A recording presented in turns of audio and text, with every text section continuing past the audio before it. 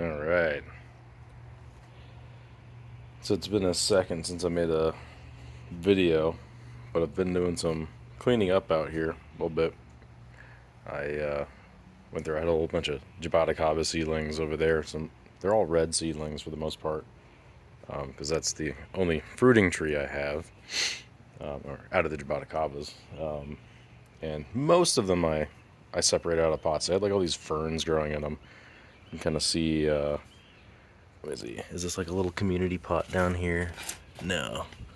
Well, I had them in like pots like this where I, shoved like 5 or 6 seeds in them. And here's one. And so when the ferns start growing in them, though, they become very hard to separate. I'm probably actually overdue separating those. You can see I just kind of neglected it. They get kind of burnt up. Once you separate them out and put them in their own pot and get them in a good spot, they look a lot better. Like they'll start looking like that, nice and green. But so that was a pain in the butt. But they're all over here. You can see I probably got, what was that? 1, 2, 3, 4, 5, 6, 7, 8, 9, 10, 11, 12, 13, 14, 15, 16, 17, 18, 19, 20, 21, 22, 23, 24. So there's 24 reds over here. Some more seedlings that are popping up. Once these things start fruiting, you got like unlimited Jaboticabas, which is a Jabata problem. But, I probably got like, what is that? Like 50 seedlings right now. And it's only been a year since it really started fruiting good for me.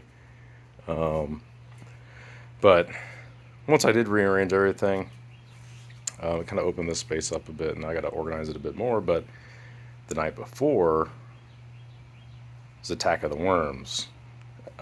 This time of the year, every year, we get these like the cut worms and the army worms start popping out because it's warm and the moths are reproducing, and they come through and they clean up.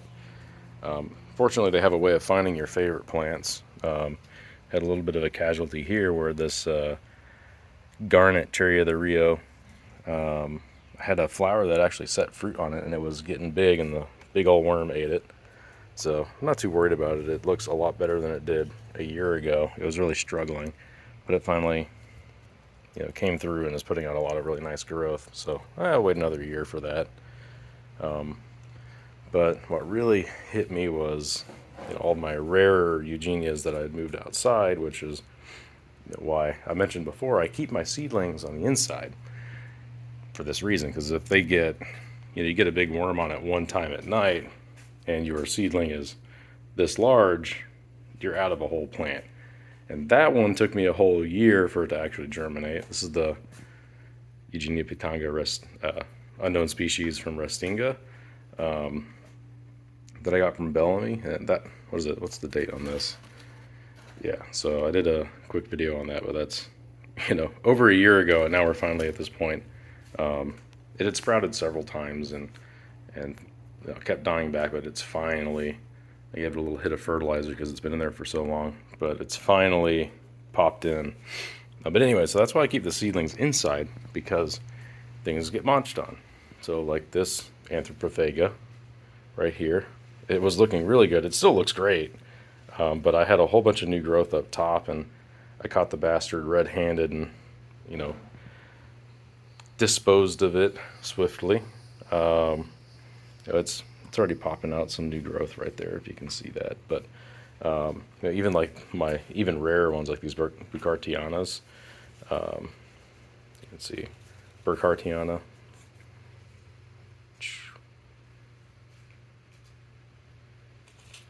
Yeah.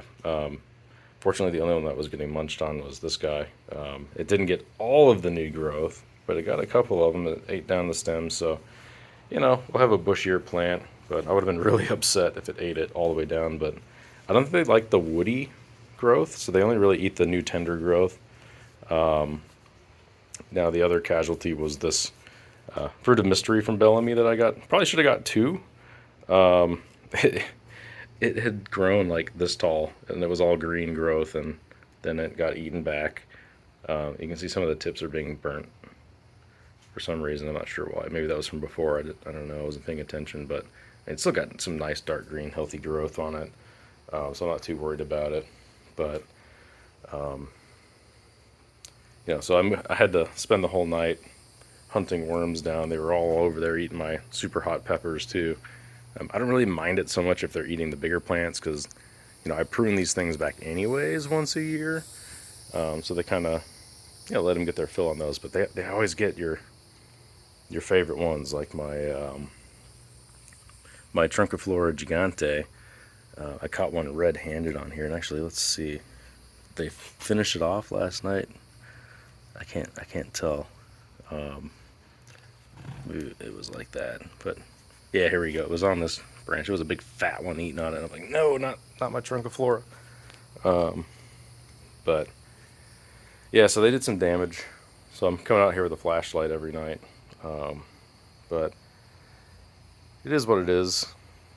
Saved them. But yeah, so got a lot of other stuff going on. Haven't been doing too many update videos. I like the shorts because I can kind of get stuff off my mind. I don't have to worry about editing. I'm not going to edit this one. But that's pretty much it. I'll probably do another update video once things start fruiting. I know things are fruiting right now. My Zill Dark Suriname over there is fruiting. It should be ripening up soon. The Barbados cherry acerola is like heavily flowering. It's going to rain tonight, so it'll be pretty nice. The Pitomba's fruiting. This anomaly over here has a flower on it. You probably saw that. But hopefully we'll get some fruit pop up on this thing. Plant the seeds on that. Pitanga tuba's flowering, fruiting. The Urasa boy, the Eugenia stipitata is fruiting. Trying to think what else. The Grumichama is fruiting. So once those start coming in, I'll probably do some quick videos on each of those so people can see what that looks like. But other than that, thanks for listening to me ramble. I hope everyone has a good day.